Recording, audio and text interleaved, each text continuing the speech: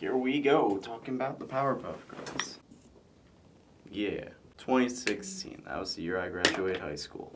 Hello everyone, welcome back to Let's Talk with Tom. I'm your host Tom, as always, of course, on the Roundtable. And today we're going to be talking about Powerpuff Girls, but probably not the Powerpuff Girls y'all want to hear about. Instead, I'm going to talk about the new one, the one that was in 2016, and it's also one that's pretty universally not liked by fans of the original and just fans of animation in general. Now, to be fair, the knowledge I have on the original is limited. I'll say that. I'm not going to be like, oh, I don't know anything about it, because that's not true. I know enough about it, but it's like, I'm not super well versed in Powerpuff Girls lore and the story. I basically, like, I know the villains, I get the idea, I get the gist of it, but like, if you're a hardcore Powerpuff Girls fan and I say something that's like, that's not exactly right, you're probably right. Although I'm not planning on going into that as much, because I don't really want to talk about all the nostalgia that goes into this show, because a lot of people really like the Powerpuff Girls, and I understand why. I personally just don't understand why people get so upset about these things. Like, just because this show exists doesn't mean that the original that you love stopped existing. So if you really want to see the original Powerpuff Girls, you can still watch that. You know what I mean? Like, am I alone in this? But because I don't have that attachment to the original, it might affect how I feel about this a tad bit. Although I guess if a show that I really love, like say Ed, Edd n Eddy or something like that, maybe even Billy and Mandy, if that got a new adaptation that wasn't that good, I would just live my life. I just don't get the mob mentality. However, just because I don't understand exactly like hating something like this, it doesn't mean that they're above criticism, of course. You can look at it from a critical standpoint and say, well, it didn't do this very well, it didn't do that very well, and that's definitely a present thing that you can say with this show. But it don't mean you gotta have all this negative energy about it. You don't gotta be like, damn, this cartoon is a reflection of how our society is crumbling, and whatever force you may believe is crumbling it is forcing their message through this children's cartoon to brainwash our kids into thinking like whatever you don't like. It's kind of paranoid, bro. You kind of look like Alex Jones when you do that. So instead of beating around the bush, how do I actually feel about this show? Let me just lay that out from the beginning. I don't think it's a perfect show by any means. I don't think it's even a great show. However, I do think it has its moments. I think that the unapologetic hate towards it is a little much. And all around, I don't think it's a crime against humanity that exists. I don't think it's a atrocity on the face of art. I think it's just a show that is okay. And that's about it. I think it's okay. But let's talk about some of the problems I have with this show. First of all, I'm not a big fan of the voice acting. Not necessarily that the voice acting is bad. It's more so just, I don't feel like this is what it should be. You know what I mean? Like, I've talked about that before. Like, we think a lot about, like, what things ought to be. And I think it ought to be a more exaggerated, more over-the-top thing. Kind of similar to the original Powerpuff Girls. But instead, they kind of toned it down. They watered things down to make the girls feel a bit more normal. Like, you'll notice immediately if you compare Bubbles' voice from the original to this series. Hi, little teddy bear. What are you doing here? I have a question. When do we get to see a unicorn? She sounds a lot less like a over-the-top cartoon character and a lot more like just a regular girl. And the same can be said for Buttercup as well. That was awesome, Blossom! You really are the smartest girl in Townsville! It's taken Bubbles 2 hours to customize her character. Now, this isn't necessarily a bad thing, but it kind of loses a little bit of the magic from the original, where it's just a really exaggerated, unrealistic cartoon. But like I said, that's kind of more of my preference, and it's really 100% subjective. And from an objective point of view, I think that the voice actors do a good job. It's just not exactly what I want. And of course, there's that whole discussion of like, why didn't they just get the original voice actors? Well, I think it's honestly better to have younger voice actors get the opportunity to be on a big show, be a part of a big property like this, to kind of help kickstart their careers, as opposed to Tara Strong or any of the other voice actors who have done many other works before and after the Powerpuff Girls. So their careers don't really need it However, it would have been nice to have them. I feel like it does more good to give it to someone else. An extension I have as a problem with the voices is just that the personalities feel a little bit more homogenized. Like Bubbles, she's a bit more aware, she's a bit less airheaded, and she's a lot more like the other girls. And the same can be said for Buttercup, where she's a lot less aggressive. She still has the basic core of her personality, which is like kind of there, but it feels very watered down, and it feels like they took all their personalities and pushed them a bit closer together. Like they feel a lot more alike than before, which I think part of the charm of the original trio was the fact that they were so different. But that can also be considered subjective. I think it's just better to have a lot of difference in the cast of characters that you have. Yeah, you can have some be the same, you can have some similarities, but overall, I think there should be clear distinctions between characters. And you could argue that they're here in this show, but I feel like they're not as strong. The next point that I think I should talk about is jokes. However, at the same time, I don't really want to go in depth on the jokes of this show because there are so many YouTube videos. So literally just type in Powerpuff Girls 2016 on YouTube. There are so many videos that talk about how the comedy doesn't do well, and I don't really have much to add. What I'll say is sometimes they land, sometimes they're intrusive to the dialogue or the plot, and it negatively impacts the experience. However, sometimes they have a good joke here and there. Overall, I would say just the comedy is a weak point here. Next is the world building and development. The thing is, it's not really there. Well, not really that it's not really there, it's all over the place, and it's not at all consistent. The world just kind of changes and morphs to fit around whatever story they're trying to tell. And it makes my understanding of the world that all of this is happening in, the context for the stories you're telling, it makes it feel really confusing and just overall weak. It feels like there aren't really any concrete rules to the world that all of this takes place in. Like a lot of shows will have like a show Bible, which is like basically a set of rules that are established for the world. Okay, like for example, if I write a show and the main character hates yams, I'm not going to let one of my storyboarders draw a scene where the main character is seen eating yams. Like it can be little stuff like that, or it can be big stuff. But generally you have to establish rules for the world that you're writing for. And it feels like they didn't really do that, and as a result there are a lot of points where the logic feels really weak and the world itself feels non-existent. It feels like characters existing in a space, going through stories, going through these situations, and the world around it doesn't really feel grounded, which makes everything else feel like it just kinda doesn't matter. However, speaking of logic, I have a big problem with how they deal with logic in this show, because there are a lot of moments in this show that just don't make sense. Whether it's an illogical response in dialogue, or it's a string of logic within a story that doesn't really hold up, inconsistencies in what we know about the characters, and sometimes it's as simple as just a blatant disregard for continuity, even if they only have to keep that continuity for like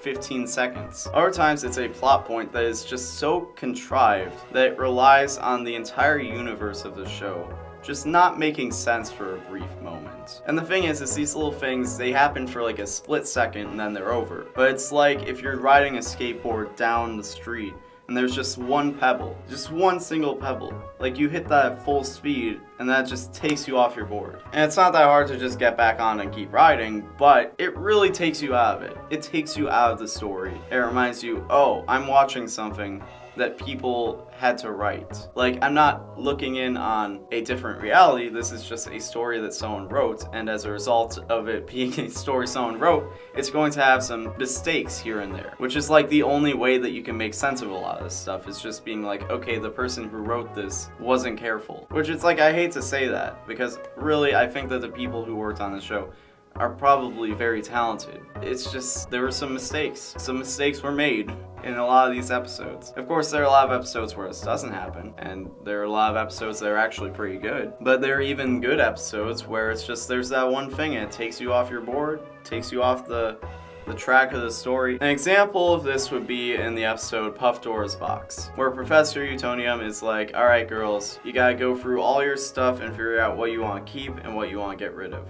So as a result, Bubbles and Buttercup are like, alright, let's put them into 2 different categories, which is keep and toss. They're doing a little song for it, and then Blossom comes in, she's like, no, you can't do that. You gotta do something different. You gotta categorize everything into individual categories and then go from there, which really makes no sense. Like the way that she categorized things, like they show all these boxes with like extremely niche categories where it's like you're only going to have 1 or 2 items in there anyways. So you're just going to end up having to break everything down into those 2 categories regardless. And if you're being that deliberate with separating things, then it's not going to be any different than just pulling an item out of a pile of stuff and then just throwing it in keep or toss. So that itself doesn't make sense. And basically his whole storyline is just to get across the fact that Blossom is an obsessive control freak, which I kind of get that. It kind of makes sense in that regard. But her explanation is, oh, we might get rid of something that we don't want to get rid of. Not unless you want to give something away by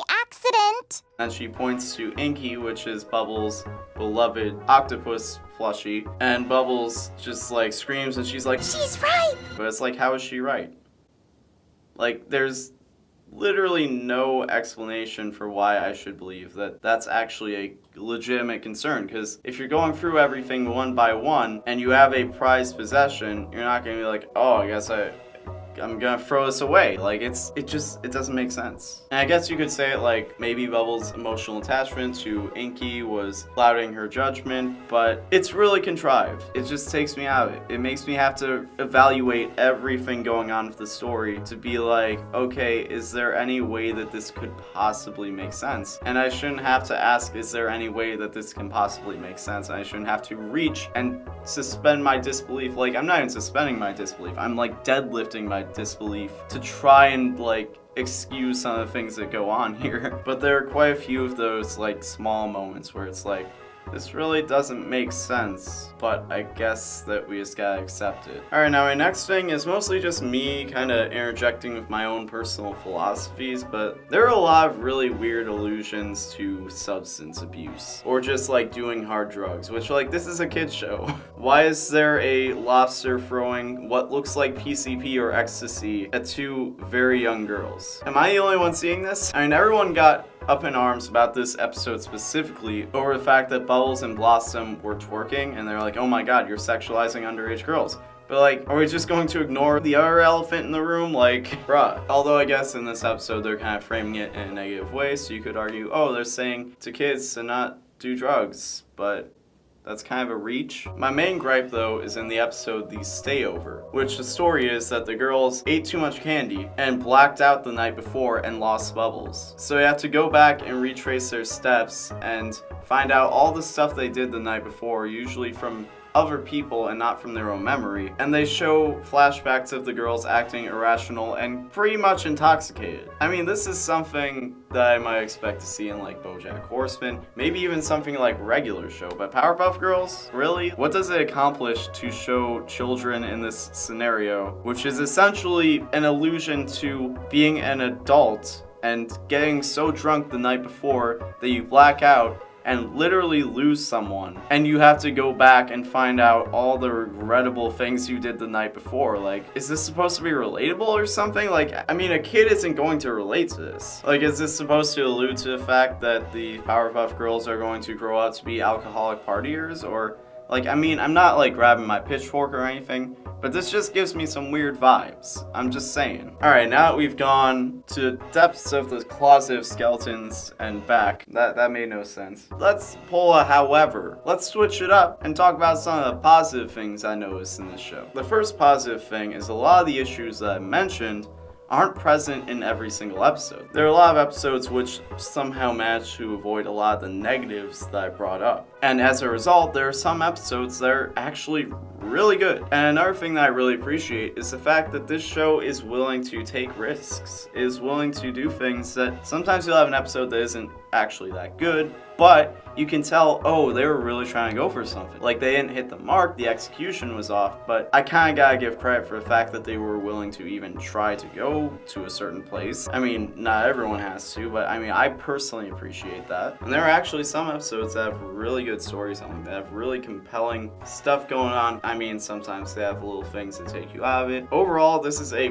pretty good show that just has a handful of flaws holding it back. I mean, it doesn't compare to the original for sure, and it kind of raises this question of, well, why should I watch this if I can just watch the better classic series? But it's an okay show if you ask me. And honestly, I think it probably would have been better for them to go kind of more the route of like Rise of the Teenage Mutant Ninja Turtles, where they just completely unapologetically change things and just make something completely new. If they did like a faithful continuation of the original Powerpuff Girls, I think it would have done better. But also if they completely changed things and just were like, we have our own ideas, we want to make our own story, and just use this property as a way of doing that, which I don't think a lot of people realize, but that used to be the way the cartoons were back in the day, because if you were someone who had never made a cartoon before, or even if you were like working with a new network, you had to buy a property that was pre-existing to tell the stories that you wanted to tell, because network executives thought if you made a cartoon with a character that nobody knows, then no one was going to watch it. So you would actually have to go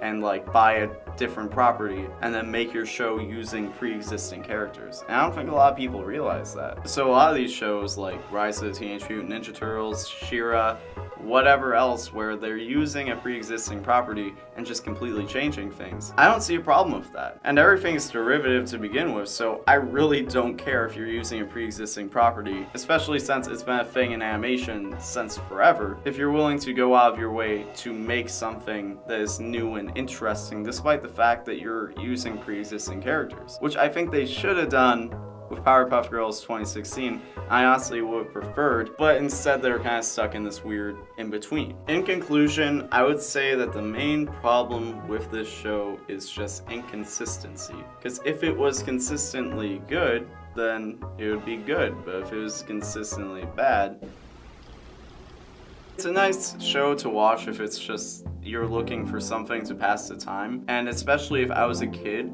and I was watching TV and I was like, okay, is there anything on? And this was on, I would probably watch it. But at the same time, kids don't really do that these days. And I think back in the days where we didn't have streaming and it wasn't easy to go out and find something that you want to watch, then this show probably would have done better. But since people can go out and find whatever they want to watch, the quality of a show really matters now. If you're not convincing people that the show that you're putting in front of them is worth their time, then they're going to find something else to watch. People have higher standards now, and if they feel like you're not giving them the best possible product, then they're going to go out and find the best possible product. Either that or they'll watch it and complain. So I guess with that, I'm kind of trying to say, like, if this show was on like maybe 5 or 10 years ago, then I think it probably would have done a lot better. That's about all I have to say, and thank you to my two buds, Saber Spark and Shadow Streak, for making videos on this show, because they're very good resources along with watching the show to understand the critical and public reception of Powerpuff Girls 2016. So definitely go and check out those two, and I'ma just